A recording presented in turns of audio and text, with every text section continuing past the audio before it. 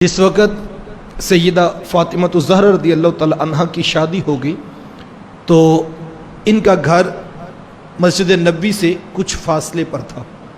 तो एक दिन हुजूर उनसे मुलाकात के लिए गए, तो जब वापस पलटने लगे तो बेसाख्ता जज्बात मोहब्बत में हुजूर ने फरमाया कि फ़ातिमा के मेरा जी चाहता था काश के तुम्हारा घर मेरे घर के करीब होता और मैं रोज़ाना आते जाते तुमसे मुलाकात कर लिया करता। अब कितना दूर घर था इस बात का अंदाज़ा आप इससे लगा लें कि जो आज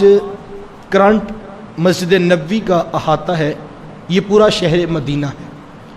और जो जन्नतुल बकी का जो कब्रिस्तान आपको रोज़ा अनवर के बिल्कुल करीब दिखाई देता है, जो कब्रिस्तान होते थे वो शहर से बाहर हुआ करते थे। यानी मदीना जो बस्ती थी ये बिल्कुल मुख्तसर सी थोड़ी सी जगह थी। अब उसी बस्ती के अंदर सैयदा फ़ातिमा ज़हरा रज़ियल्लाहु तआला अन्हा का घर भी था। हुजूर गए और कितना दूर आप समझ के बात को कि बहुत ज़्यादा फासला नहीं था, लेकिन मुलाकात करके जब वापस पलटने लगे तो बेसाख्ता ज़ुबान से निकला कि फ़ातिमा काश आपका घर मेरे घर के करीब होता तो मैं आते जाते आपसे मुलाकात कर लिया करता। जब ये मोहब्बत के जज्बात देखे तो सैयदा फ़ातिमा ज़हरा रज़ियल्लाहु तआला अन्हा अर्ज़ करती हैं कि हुजूर आपके घर के करीब ही हज़रत हारसा बिन नोमान रज़ियल्लाहु तआला अन्हु के मकानात हैं, अगर आप उनसे कहें तो वो हमारे घर के साथ अपना घर तब्दील कर लें तो हम आपकी जो है वो कुर्बत में करीब तशरीफ़ ले आएंगे। तो जब सैयदा ये बात कही तो हुजूर फरमाए कि फ़ातिमा मुझे इस बात से हया आती है कि मैं अपने ग़ुलाम और अपने सहाबी को ये कहूँ कि मेरी बेटी के घर के साथ अपना घर तब्दील कर लो। यहाँ से हुजूर अलैहिस्सलाम का उसवा कामिला जो है मुझे और आपको कितना कुछ सिखाता है कि जो मजहबी रहनुमा हैं, जो पीराने उज़्ज़ाम हैं, वो अपने अकीदतमंदों के लिहाज से किस कदर उनको एहतियात से काम लेना होगा, जबकि सहाबा तो वो हैं जो हर लम्हे ये कहा करते थे फ़िदा का अबी व उम्मी या रसूल अल्लाह, या रसूल अल्लाह मेरे माँ बाप आपके कदमों पर कुर्बान हो। और जिनसे बात कहनी है वो कोई पराये नहीं है, वो अपने हैं। और मुफ्त में मकान नहीं लेना बल्कि घर के साथ घर तब्दील करना है। लेकिन हुजूर फरमाया कि फ़ातिमा मुझे इस बात से हया आता है कि मैं हारसा बिन नुमान को ये बात कहूँ। तो लिहाजा मुझे और आपको भी अपने किरदार के ऊपर गौर करना होगा। अगर आज मिंबर व मेहराब की आवाज़ से तासीर का नूर ख़त्म हो गया तो उसकी एक बड़ी वजह यह भी है कि जो शख्स हमारे करीब हुआ हमने उससे माल लूटा और बहाने तराश कर मुख्तलिफ़ किस्म के हीले वसीले बनाकर हमने लोगों से नोट जब बटोरे तो लोग नतीजतन दीन से दूर हो गए। जब तक कोई शख्स अपने किरदार की हिफाजत नहीं करता, मेरे उस्ताज़ुल मुकर्रम जब हमें नसीहत फरमाते तो दो बातों की ज़रूर नसीहत फरमाते। आप फरमाते बेटा एक तो अपनी ज़ुबान की हिफाजत करना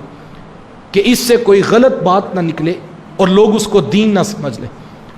और दूसरी बेटा अपने हाथ की हिफाजत करना कि कभी किसी दुनियादार के सामने तुम्हारा हाथ नहीं फैलना चाहिए। इन दो चीज़ों की तुम हिफाजत करना, अपनी ज़ुबान की और अपने हाथ की। देखना अल्लाह तुम्हारी ज़ुबान में तासीर का नूर रख देगा। तो लिहाजा अहले इल्म के लिए, उलमा के लिए, पीराने उज़्ज़ाम के लिए, वाज़ो नसीहत की मसनद पर बैठने वाले के लिए उसका किरदार ज़्यादा जो है वो मौसर होता है। तो अल्लाह के रसूल सल्लल्लाहु अलैहि वसल्लम से जब ये अर्ज़ की तो ज़रूर मैं फ़ातिमा मुझे इस बात से हया आती है कि मैं अपने ग़ुलाम को ये कहूँ कि मेरी बेटी के घर के साथ अपना घर तब्दील कर लो। लेकिन 2, 4, 10 दिन गुजरे के किसी तरीके से ये बात जो है वो हज़रत हारसा बिन नोमान रज़ियल्लाहु तआला अन्हु तक पहुँच गई।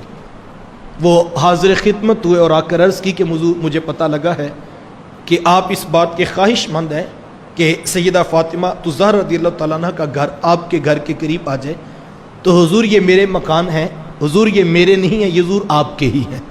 मेरा सब कुछ अल्लाह और उसके रसूल का है। हुजूर आप जिस मकान पर हाथ रखें मैं वो पेश करता हूँ। तो फिर उनका मकान जो है वो हज़रत सैयदा फ़ातिमा ज़हरा रज़ियल्लाहु तआला अन्हा को दिया गया और उनका मकान हज़रत हारसा बिन नोमान रज़ियल्लाहु तआला अन्हु ने रख लिया। तो इस तरह जब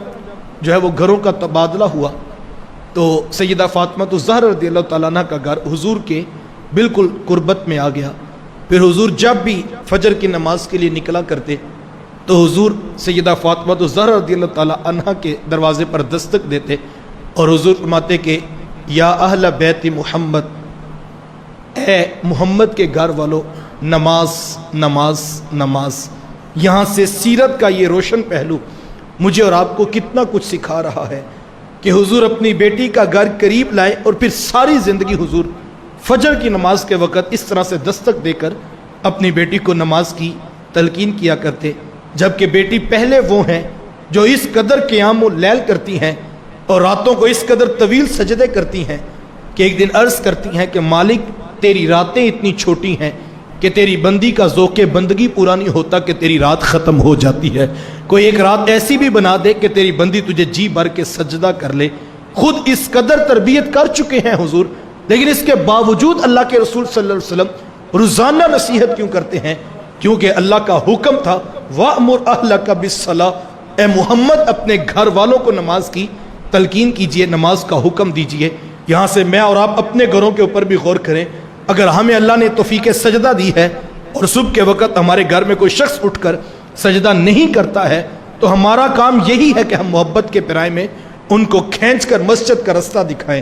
اس وقت اشد ضرورت ہے کہ ہم اپنے گھروں کے اندر مصلی بچھائیں، اپنی بیٹیوں، اپنے بہنوں اور اپنی اولادوں کے اوپر توجہ دیں، کیونکہ ہمیں واضح کہا گیا آمنوا قوا انفسکم واہلیکم نارا، اے ایمان والو اپنے آپ کو اور اپنے اہل خانہ کو جہنم کی آگ سے بچاؤ۔ لہٰذا اولاد نہ آئے مسجد میں، پھر بھی ہمیں وصیت کا حکم ہے اور ہمارے سامنے سیرت